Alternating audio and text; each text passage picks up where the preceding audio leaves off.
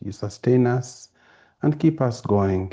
You create us and give us the gift of faith, which is expressed in our various religions. Faith is supposed to be a light that leads us to you, because we know from you we come, and from you we finally shall be. So inspire our faith and give us the grace, love, and humility to appreciate the other people's faith, so that by walking together as pilgrims of hope in search of truth, you yourself is truth, we may always seek to find you. We ask this through Christ our Lord. Amen. In the name of the Father, of the Son, and of the Holy Spirit. Amen. Thank you for a good prayer, wonderful word of prayer, Father. So as we begin, my name is Vincent. I'll be your moderator and host today of this program. Thank you. So as we begin, Father, I've said this is a religious dialogue, interreligious dialogue. Religious dialogue.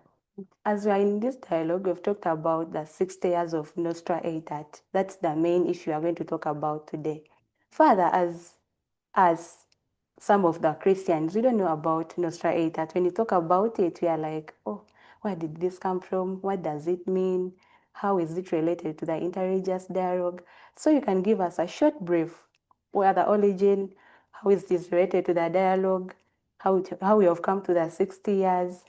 Yeah, thank you, Father. Okay, thank you very much, Beatrice. Before I go to explain what Nostra Aetate is all about, let us do first things first. Yes, Father. We need to explain some concepts that we take for granted.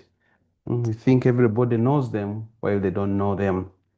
I'll begin by explaining the first concept, which is interreligious dialogue. When we talk about interreligious dialogue, what are we exactly talking about? I will not go into the theological explanations and philosophical explanations, but I'll try to use the lay person's language so that every person understands it and is able to put into practice. What is interreligious dialogue? Interreligious dialogue is an opportunity where two religions or people subscribing to two different religions meet. And when they meet, they share their lived experience. They want to help the other person. For example, if I'm a Catholic and I'm meeting a Muslim, first of all, I have to help my Muslim brother to understand the basic belief systems and values of my own religion. What does it mean to be a Catholic? What do Catholics believe in? What are the values and principles that guide the Catholic and the Catholic Church? So once he has understood my belief systems and values, then I will also request him to explain to me the basics of Islam or the basics of Hindu or any other religion which is outside my own religion. The purpose is to help me to understand his religion, and I help him to understand my own religion, so that at the end of it all, we are able to live together in love and peace. We are able to coexist. We are able to relate with one another. Father. Interreligious dialogue today, because that's also very important. Today we live in a world of pluralism. There are people subscribing to different religions, different cultures, different, color, race, name it. The unfortunate part of it is that the world in which we are living together, our common home, is becoming small and small every other day. Religions are crisscrossing each other. Cultures are crisscrossing each other. Race are crisscrossing each other. So we find ourselves entangled in a context of pluralism. Unless we are open to accept the other person as he or she is, and hopefully he will open himself to accept me as I am, we are going to find it difficult to live in this shrinking world. So the way forward is reach out to one another. We build the bridges of friendship, helping one another to understand each other so that we can live in respect and harmony with each other. All right, Father. So As you're talking about, after talking about our interreligious dialogue, you've talked about different religions. I've heard you talking about relationships. So what is the real meaning of Nostra Aetate? Nostra Aetate. Yes. I come to that. Now, having given an overview of the religious context in which we are living in today, I want to give a brief history. I know you and me were not yet there, but there was a time in history when religion was used as a tool to promote conflict, to promote violence, even killing, fighting, and whatever. Exactly. Before the Vatican Council, if you subscribe to one religion, you are esteemed to be the enemy of the other one. Or if the other one belonged to the other religion, was supposed to be your own enemy. So the attitude of that time was convert everybody into one religion. Convert, go out. If they don't accept, convert them by force. So converting people by the sword. Now, after the Second Vatican Council, the Second World War had just ended. The religious leaders of the Catholic Church, of course, led by the Pope, sat and said, no, we cannot go on killing each other, fighting each other in the name of religion. God has created us. If you read this document called the Nostra Aetate, I will explain it. So there are reasons why the church, the Catholic Church, found it very important to mobilize her faithful to appreciate that we have to live with people who subscribe to other religions. Right. They are our brothers and sisters. Right. So after that meeting, the church, the Catholic Church, came up with this document called Nostra Aetate. In this document, Nostra Aetate, we find the principles that guide the Catholic Church on how to relate with the people who belong to other religions. So, for example, if you read number 1, and I'll read it briefly, number 1 of that document, I just printed part of it. It's a whole big document. So if you read the first paragraph of number 1, this is what the document says. In our time, when day by day mankind is being drawn closer together, so we are becoming more and more close to each other. And the ties between different peoples are becoming stronger. The church examines more closely her relationship to non-Christian religions. In her task of promoting unity and love, very important, the purpose of interreligious dialogue is to promote unity and love among men, indeed among nations. She considers above all in this declaration what men have in common and what draws them to fellowship. That is the beginning of interreligious dialogue. 1, God has created us to live in this world as a family of humanity. We are all brothers and sisters. And God has given each one of us a gift of faith to search and look for God. And the only means by which we search and look for God, through which God communicates to us, is our own religions. So religions become a means by which God reveals himself to each one of us. Right, Father. Yes. So, like as you said, we have heard the background and we know now what it means. But ever since it was signed, or ever since that document was put in publication, how is it a turning point to our today's church? How was it a turning point to the church ever since it was put into publication? Yes, the turning point was that now the church opened up doors of collaboration, doors of friendship, to reach out to people who subscribe to other religions, not as their enemies, but as brothers and sisters walking together on the journey of faith, seeking to understand the meaning and purpose of God. Thank you so much, Father. So after that, after understanding God and all sort of love, all sort of, how has it been all relevant, or how has it been put out in the today's church? You know, the church today is full of conflict when it comes to religion, Muslims, Catholics, Pentecostals. We don't, coming together is always too hard. So after that document, how has it, in the midst of the church full of conflict and all the segregation, how has it come to do with all that? How has it come to solve all that problem? Oh, the definition and understanding of religion has changed.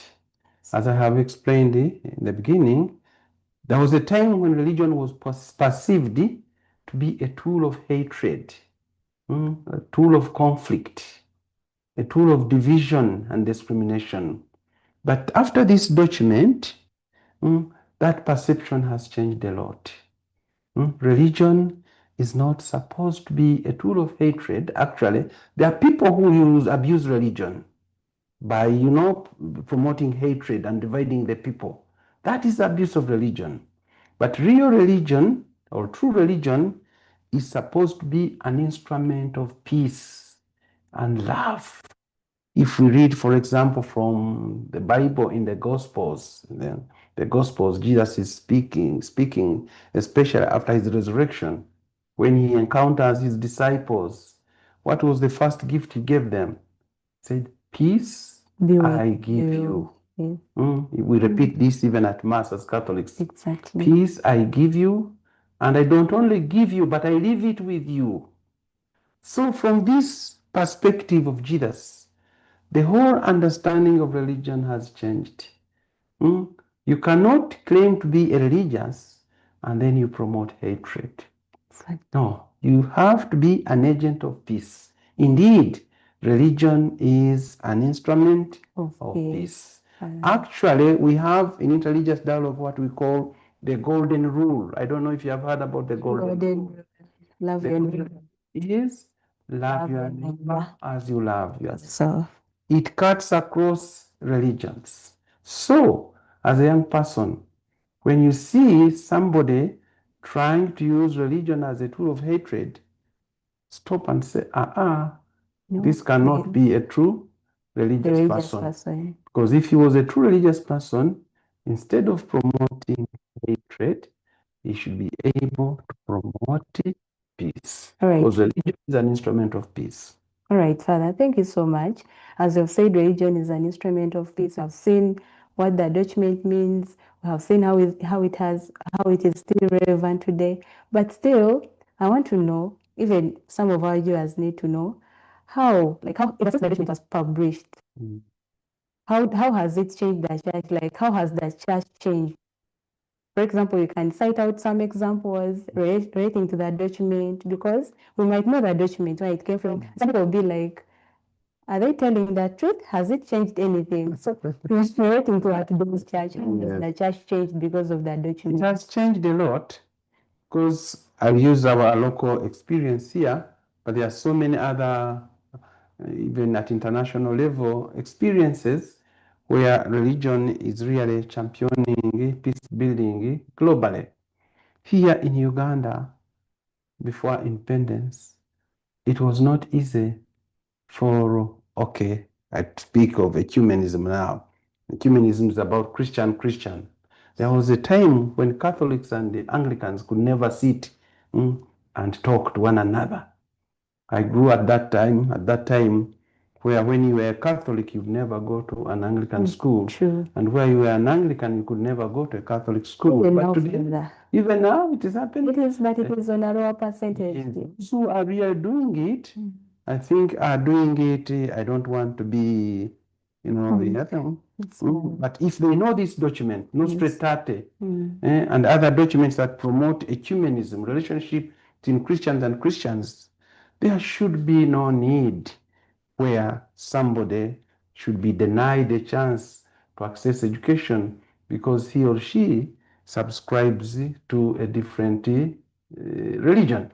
But by the way, today it has changed. Whereby I personally, I went to some schools which are not of my religion, and I was treated well. On Sundays, they would say, Catholics go to your church, Protestants go to your church, Anglicans go to your church, and other religions. Even on Friday, the Muslims were given a chance to. So that's what we call religious tolerance. Okay. Or religious respect. What does it mean?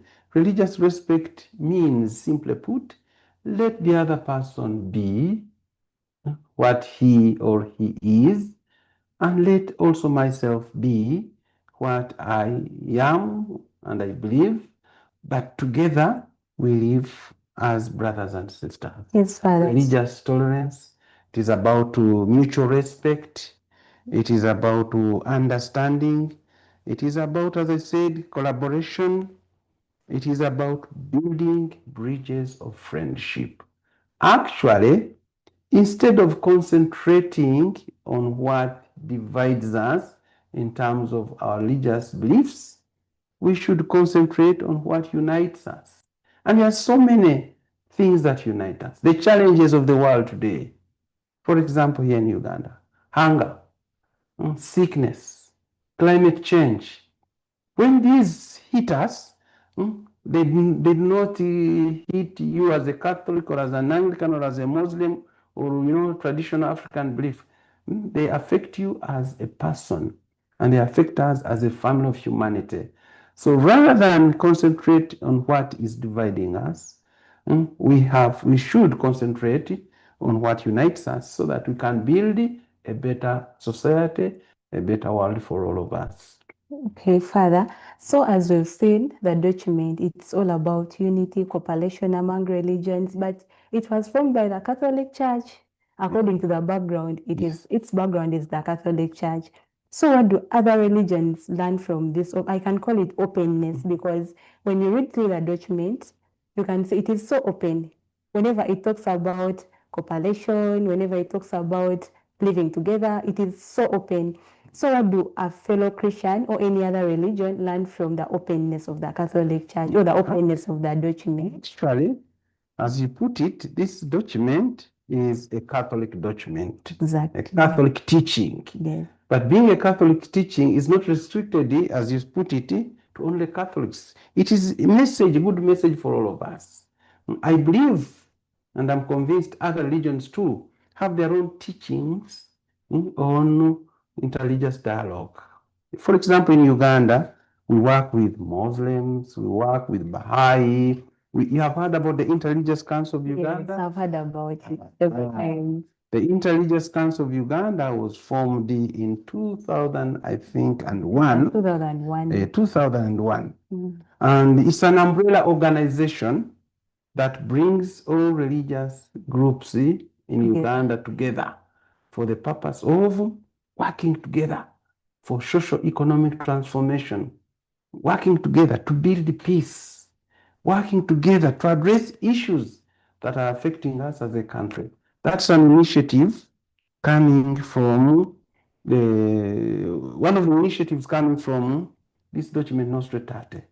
So today, as we celebrate 60 years of Nostra Aetate, as a country, we have a lot to celebrate that we have achieved as a result of this teaching, of this declaration, Nostra Aetate. I can give you a number of achievements. When we talk of interreligious dialogue, there are 4 forms of dialogue. 4 forms of dialogue. We have what we call dialogue of action.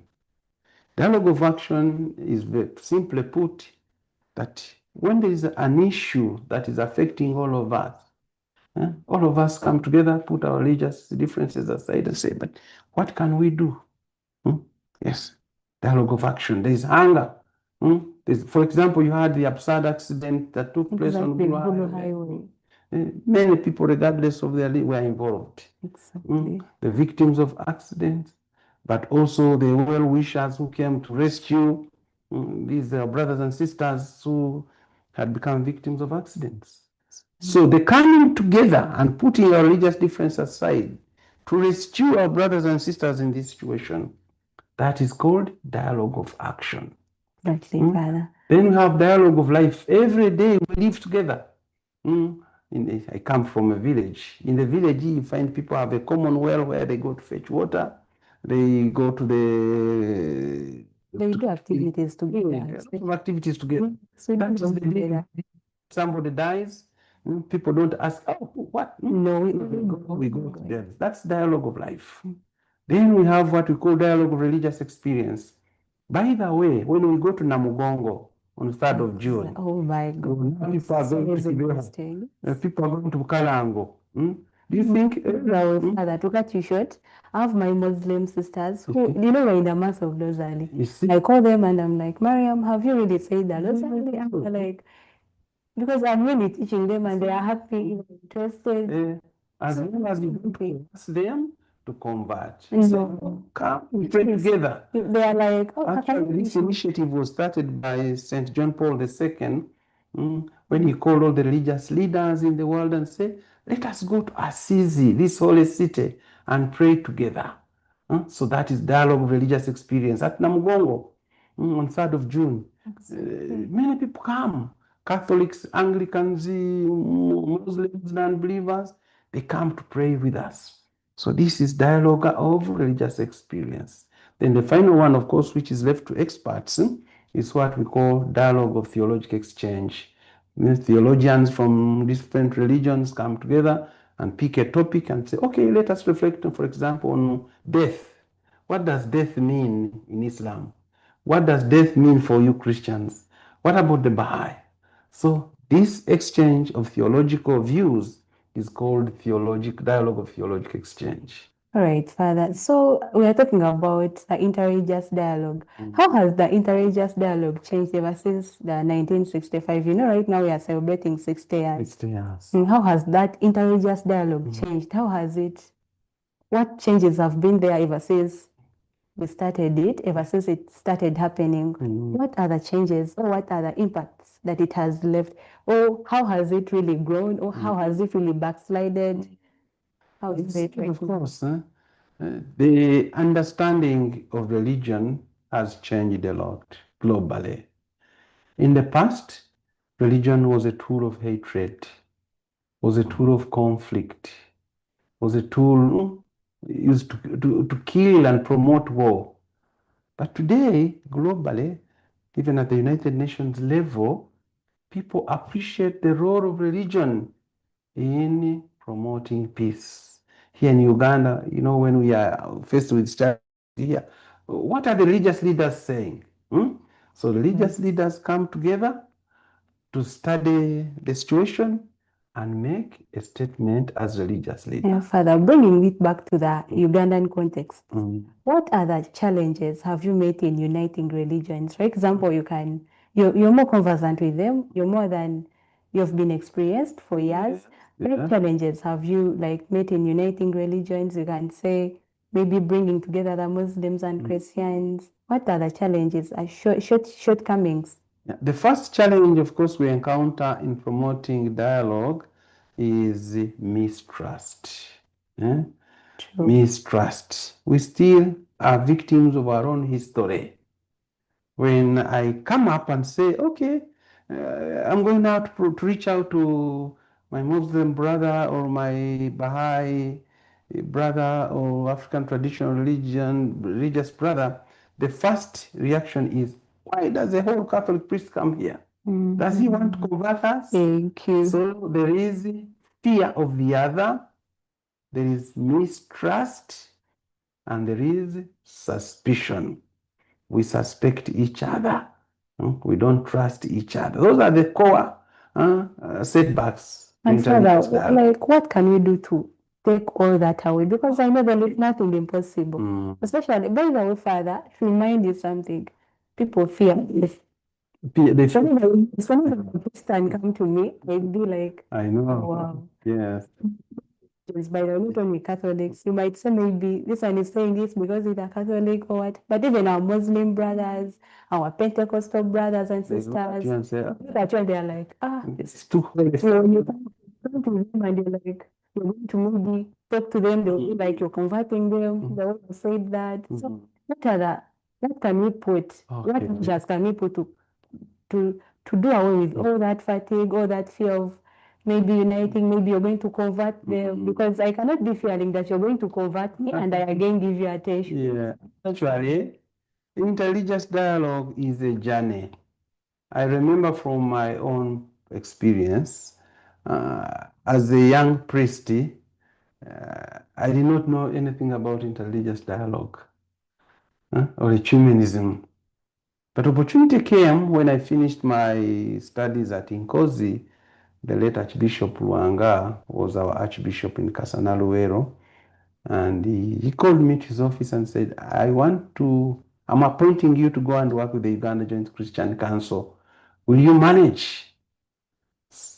Are you ready to work with the people who are not of your own, At first I was like, well, I don't know what I'm supposed to do. But since you have appointed me there, I'll go. And I started working at the Uganda Joint Christian Council as an education secretary. I worked there for 3 years. And these 3 years were an opportunity for me to grow, to appreciate, yes, it is good to work with people who are not really of your own religious experience, and you make a contribution to humanity. That's when I developed love for ecumenism. That's when I developed love for interreligious dialogue. Openness.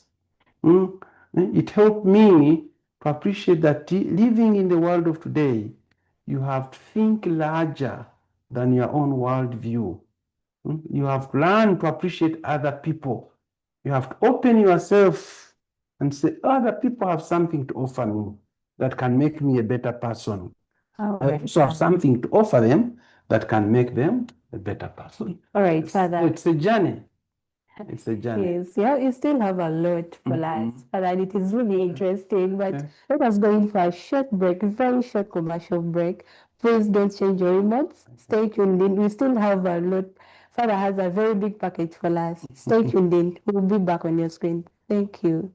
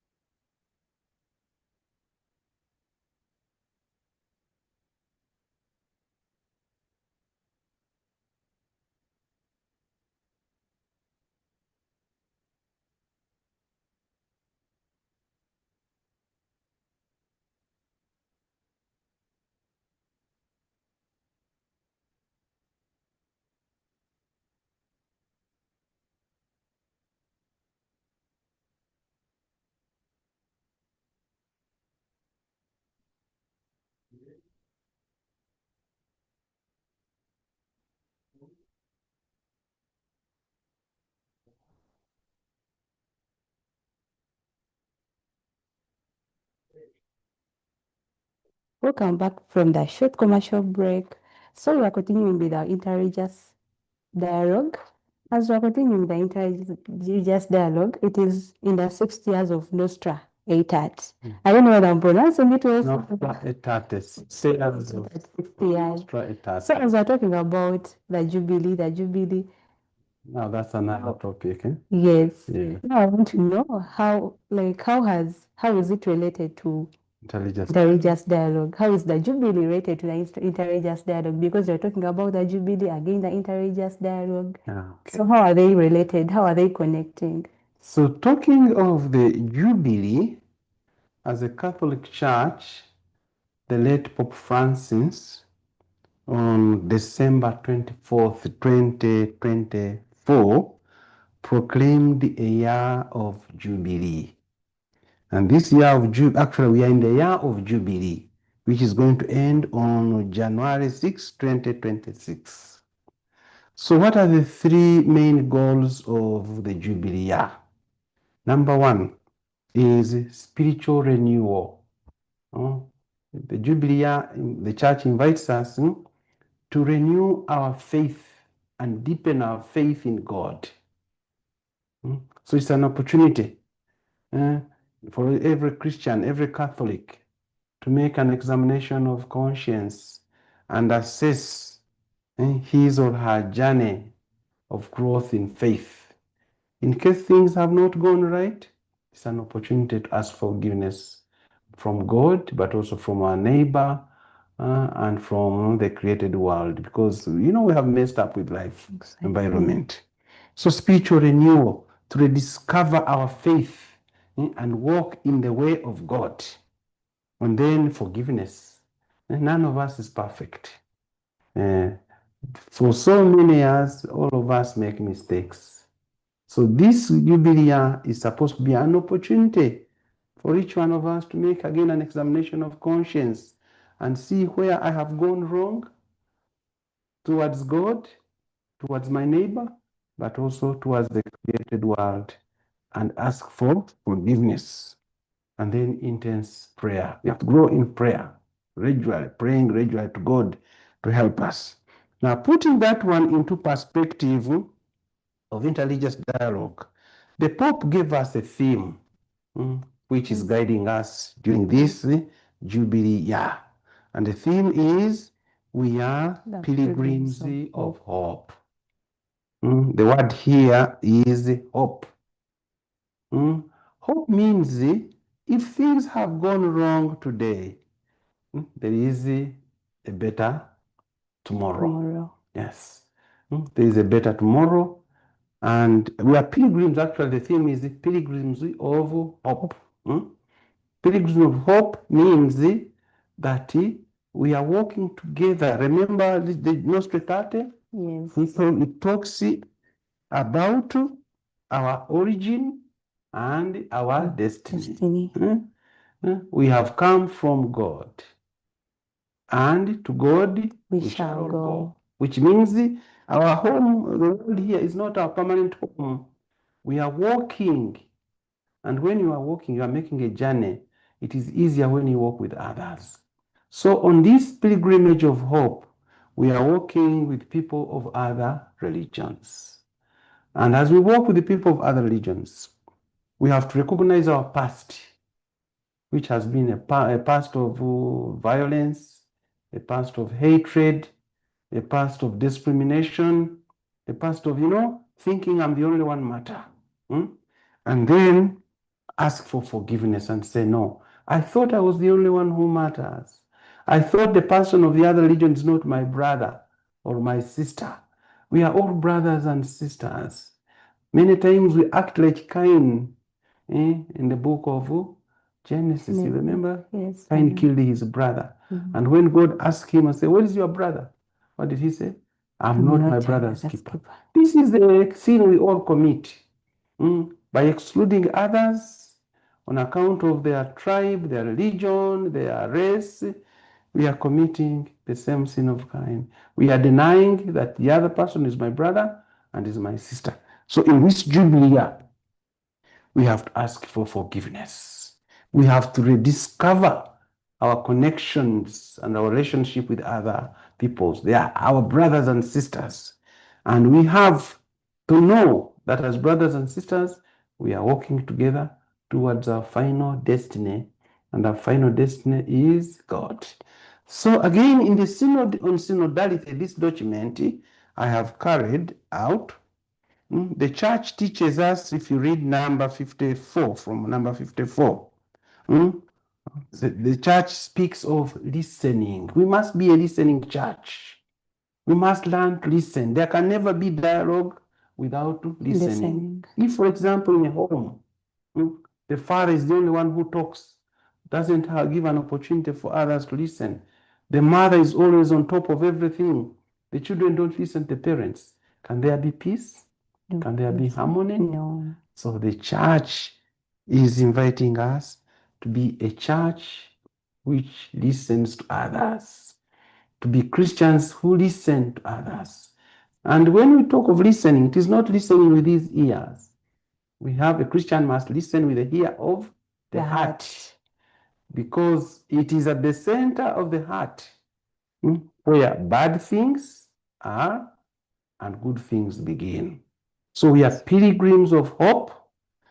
We are invited to reach out to people of different religions and appreciate that they are brothers and sisters searching for the meaning and purpose of life. And the meaning and purpose of life is nothing except God. From God we come, and to God we shall finally go. The year of the Jubilee year is about that. As you're talking, I quoted something, the eye of the heart. And I remember during my childhood, I think I was like 7 years, I had started, the things of the place they call you, the children place they teach you. So he would be like, you people, you're listening the ears. He would say, touch your ears, would touch them, but we don't listen with these ears. He asked a question and he had sweets. He told us, how many ears does a human being have? And all of us were like, two. He said we have 3 ears in actual sense. If the ear in the heart doesn't work, then these ears they mean nothing. Exactly. From that I quoted it, I was like, every time I'm listening to someone, you use your not your just ears and go out. Because sometimes it would be like, sometimes you listen from this ear and they go out from this ear. They all move out in a minute. We ask you what you have taught in church, you don't know. And I listen, I brought it back. Since we are in the month of the Rosary, we cannot finish this presentation without talking about our Mother Mary. Exactly, Father. When Mary and Joseph took little boy Jesus to the temple to present him to God, there was a prophet, Simeon, in that temple. He spoke many things about the boy. Who would be the downfall of many people, blah, blah, blah, blah, blah. And then the gospel tells us that Mary listened to all these things and internalized them in her heart. So it is in the heart where our conscience meets with its creator. God speaks to us through the heart. And when we open our hearts and allow God to be in charge, God gives us direction. God gives us the way. Exactly. Yes. So the purpose of the Jubilee year is to rediscover our nature as created in the image of God, to rediscover our faith that God has created us for a purpose, to love Him and to serve Him through our brothers and sisters. Know Him, to love Him, and to serve Him. Right, Father. And in case we are falling short of loving and serving God and our neighbor, we have to ask for forgiveness. And then, after asking for forgiveness, we have to learn to pray. Without prayer, life becomes very hard. But Father, some of us do not know how to pray. Yes, that is the very question. You do on the rosary, you're praying in the evening. Remember, in the evening time, we are always tired. You're on the third It excuses. That's what you pray. The rosary done, your head on the bed, and you're asleep already. So, Father, I don't know. That was the experience of the disciples. After a lot of work following the Master, and Jesus will find time off to go and pray.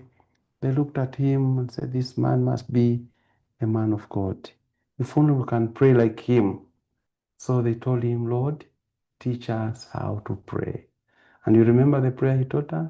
Our Father, I remember that. That. That is on my head. So Yes.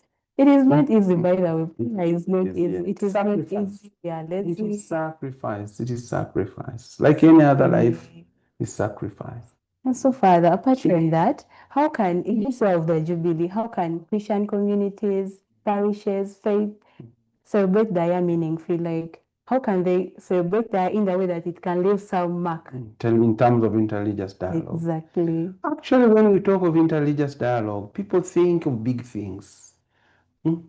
Interreligious dialogue is just, it's a way of life. I give an example.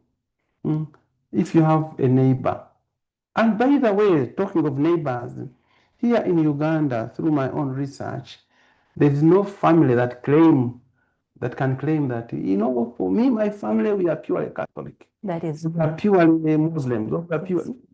Our families are interreligious by nature. You have somebody who belongs to Anglican, Muslim, or whatever. And when we meet we as are a one. family. That is dialogue of life. Dialogue of life. So, dialogue, interreligious dialogue is not something big.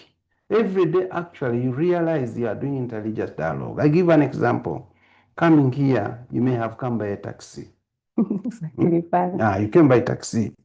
So when you jumped into that taxi, chances are the driver of that taxi may not have been a Catholic. And actually, since he was a Muslim, You see? that. And the lady seated next to you may not necessarily have been a Catholic. But you jumped into the taxi, and that good Muslim drove you to your destination. And this neighbor with whom you were seated gave you space to sit. And when time came for you to come out, you said, may I come out? She gave you space, or he gave you space, and you came. That is interreligious dialogue. The fact that you are able to move with these people without necessarily, causing chaos in terms of, you're already doing interreligious dialogue. When you go to the bank, another example I give you, you want money in the bank, chances are that the person who is going to serve you at the counter may not be necessarily a person of your own religion or your own color or your own tribe. And even if he was, that is not your priority. Your priority is one service. And this person is able to give you service. So there is voluntary dialogue and involuntary dialogue. You may not have said the word, but the fact that you are able to interact and exchange service, that is dialogue. Exactly, Father. I can relate to school life. If you invite your neighbor, for example, say, oh, let us have a cup of tea. That is dialogue. Let us go for lunch. That is dialogue. So as we talk of interreligious dialogue during this Jubilee year, don't think of big, big things. Actually, as God believes in small things, they speak louder than the big things. A cup of tea, a good gesture, somebody is sick, you reach out to him or her, go to check on him or her. That's already good enough. We must learn to have an open heart to receive other people the way they are and to accept them. After all, the world of information technology today has disempowered us to decide on who your neighbor should be. Everybody today is my neighbor. Anglican, Muslim, Baha'i, or whatever, everybody is my neighbor. So what is required of me is to have an open heart to live with that person that God has given me in respect, love, and understanding. That is what God expects of us. And that's what the Jubilee year expects of us. The Holy Father, Pope Leo today, has given us a living example. So many years of the division between the Anglicans and the Catholics. Today, Pope Leo says, let us come together and pray in the Sistine Chapel. The King and the Pope sit together and they share hymns and they share prayer. That speaks volumes. I wish you could learn from this example and, live out this example to others. The world, our country will be a better country. Now we are going to politics. We are already into politics. You are going to see the spoilers, and they are there. Spoilers who are going to use religion, spoilers who always, even if they don't go to church or to mosque and whatever, you are going to see them, coming disguised, they want to be given front pews. Their purpose is not to pray, but their purpose is to bring division among our people. And sometimes we are the religious leaders, we are caught in that trap. So true. We are caught in that trap. So as we go into elections, we should be aware of the spoilers. Those who use religion to divide our people. Those who use religion to disrupt our peace, to disrupt our work schedule. Those are the risks we should be watchful of, and those are the dangers. We should identify these people and isolate them. Unfortunately, we get carried out and we let go. Exactly, Father. So a simple message is, I've learned from you that we should identify those people who are spoiling our peace through religion for their own selfish. That I'm practicing interreligious dialogue. Most of us who are practicing interreligious dialogue in the context of school life. Never ever since we started school, you can see we are practicing interreligious dialogue. We are Muslim brothers, we are talking, we are revising together.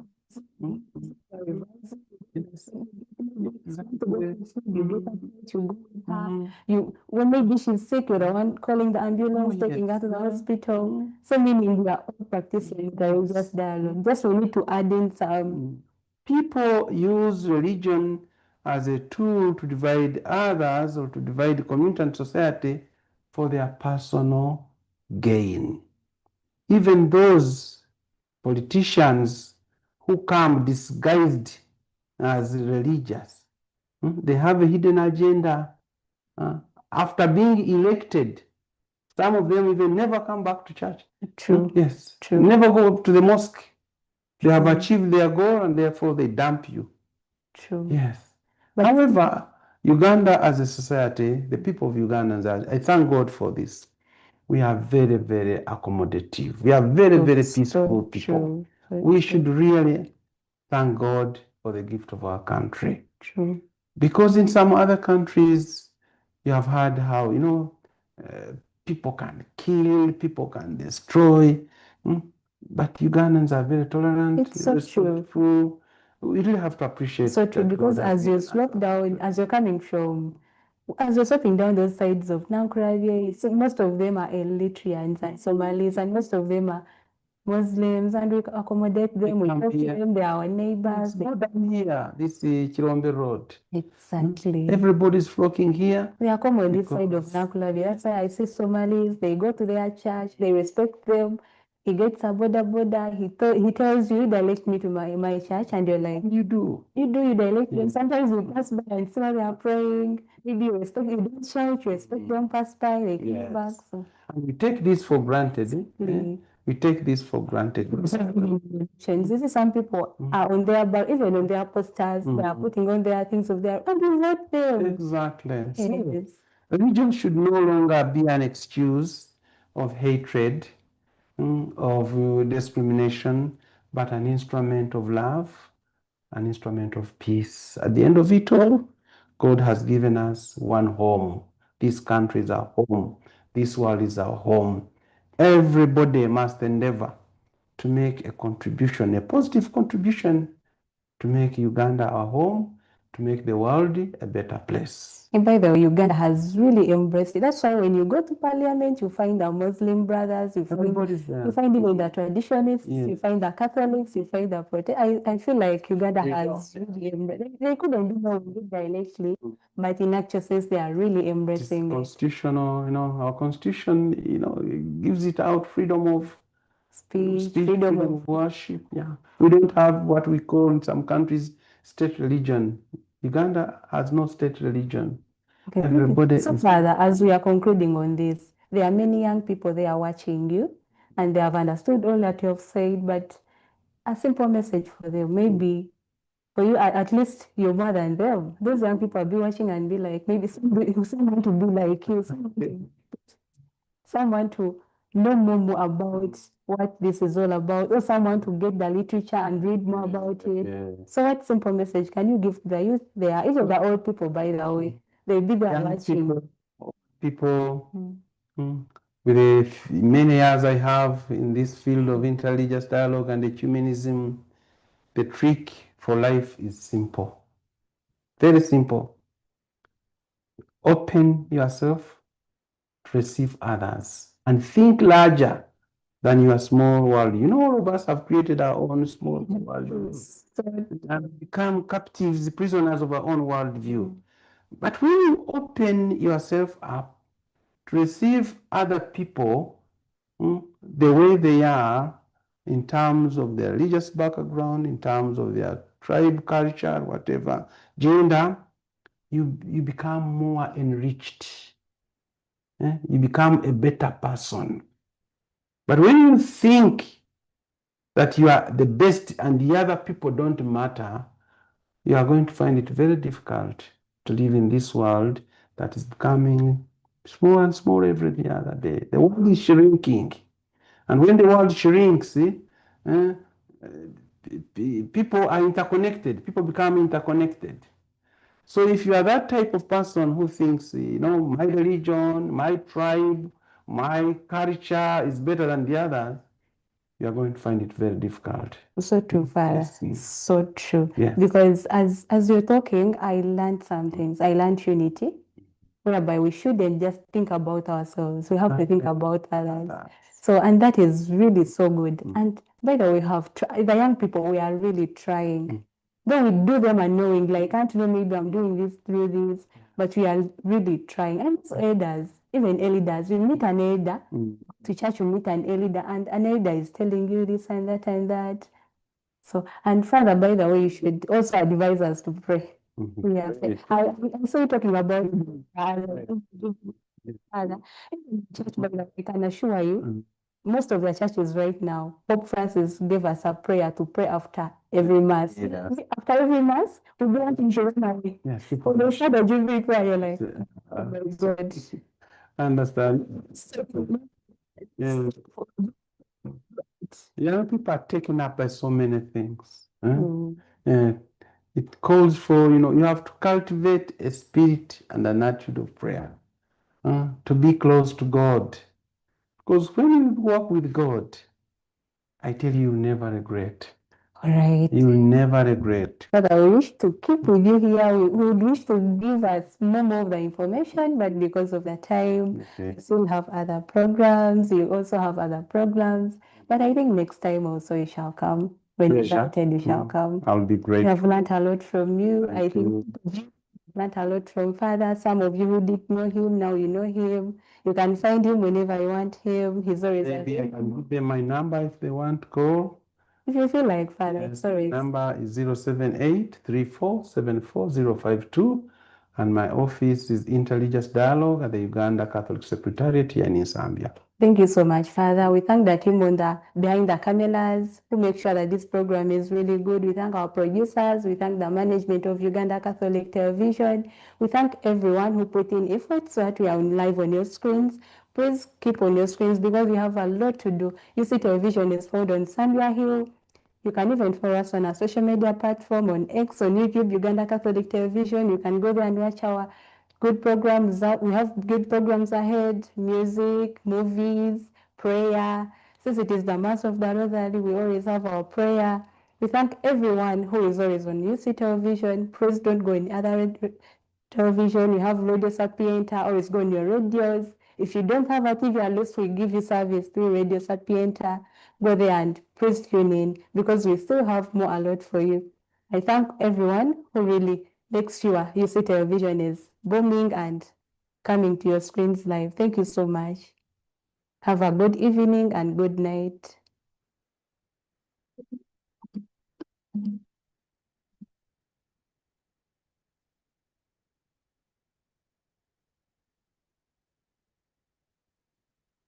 UCTV, good news for all.